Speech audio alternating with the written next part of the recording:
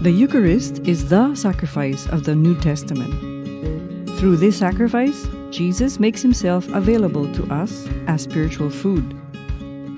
When we receive Jesus worthily in Holy Communion, He's the one who transforms us. He makes us part of Himself. This is why the saints encouraged frequent communion. Saint Jean Marie Vianney said, "Come to communion. It is true that you are not worthy of it, but you need it." The Eucharist is both a sacrifice and a banquet, and it is important to thank the Lord after Mass instead of rushing off.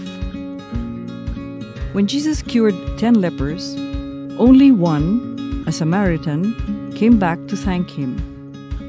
So Jesus wondered, were not 10 cleansed?